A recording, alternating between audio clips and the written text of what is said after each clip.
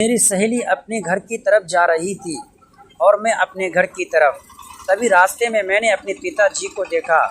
उन्हें देखकर मैं एकदम चौंक गई। पिताजी अपने साथ किसी दूसरी औरत को लेकर घूम रहे थे और उन्हें शॉपिंग करवा रहे थे। बाद में मैंने उन्हें किसी होटल की तरफ जाते देखा। मुझे उन पर बहुत गुस्सा आ रहा था कि पिताजी ऐसे किसी पराई औरत को लेकर मार्केट में कैसे घूम रहे हैं और अपना सारा पैसा बर्बाद कर रहे हैं। फिर मैं उसी गुस्से में घर चली आई और पापा के आने का इंतज़ार करने लगी। दोस्तों, वीडियो में आगे बढ़ने से पहले वीडियो को लाइक और हमारे चैनल को सब्सक्राइब ज़रूर कीजिएगा। दोस्तों, वीडियो बनाने में बहुत मेहनत लगता है, इसीलिए प्लीज़ वीडियो को स्किप ना करें। वीडियो को लाइक और चैनल को सब्सक्राइब ज़रूर कर दीजिएगा। दोस्तों, चलते हैं आज की कहानी की तरफ। मैंने अपनी छोटी बहन को यह कोई बात नहीं बताई कि उसके मन में पापा के प्रति कोई गलत विचार ना आए। फिर शाम को जब पापा घर आए तो मैं उनके कमरे में गई। देखा तो वही टीवी देख रहे थे।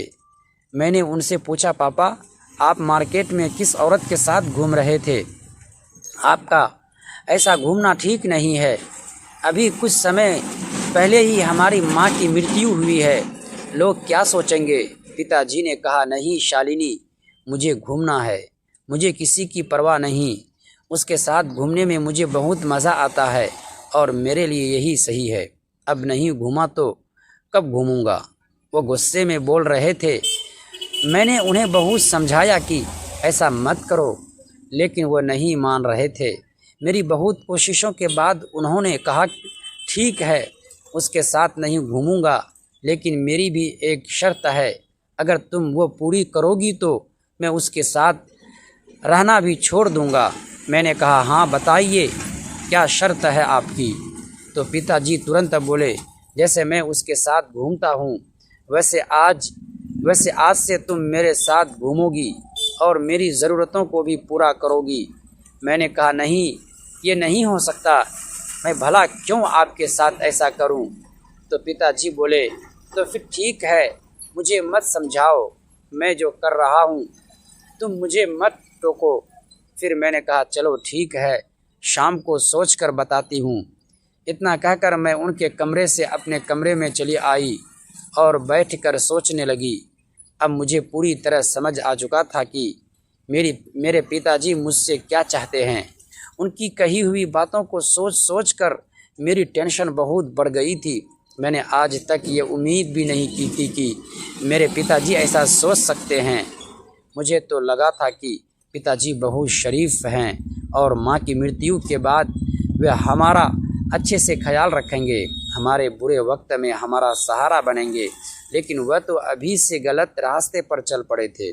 ये सब सोचने के बाद मुझे एहसास हुआ कि पिताजी खुद के साथ साथ हमारी भी ज़िंदगी बर्बाद करने वाले हैं। मेरे दिल की धड़कन इतनी तेज़ हो गई थी कि सामने कोई हो तो आसानी से सुनाई दे। फिर मुझे कुछ दिन पहले की बात भी याद आई कि पिताजी मुझे कैसे देख रहे थे।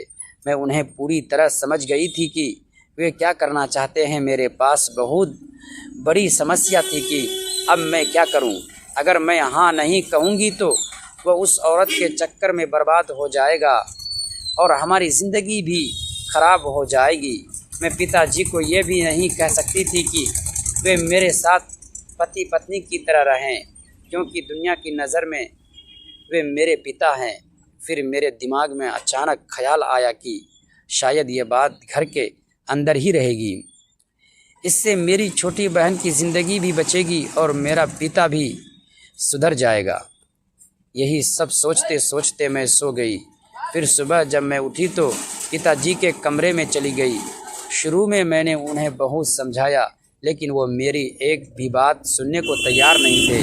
फिर मैंने कहा, ठीक है पापा जी, मुझे आपकी शर्त मंजूर है, लेकिन पहले हम शॉपिंग करेंगे। मैंने पिताजी से कहा कि यह बात बाहर किसी को पता नहीं चलनी चाहिए और आप आज के बाद किसी के साथ नहीं दिखाई देंगे। उन्होंने कहा, ठीक है शालिनी, आज के बाद तुम जैसा कहोगी मैं वैसा ही करूँगा। पिताजी की बात सुनकर मैं उनके आसमान में हल्का गुलाबी रंग बिखरा हुआ था और हवा में ठंडक घूमने लगी थी।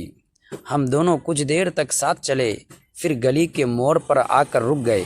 ठीक से घर पहुंच जाना, उसने मुस्कुराकर कहा। तुम भी, मैंने जवाब दिया।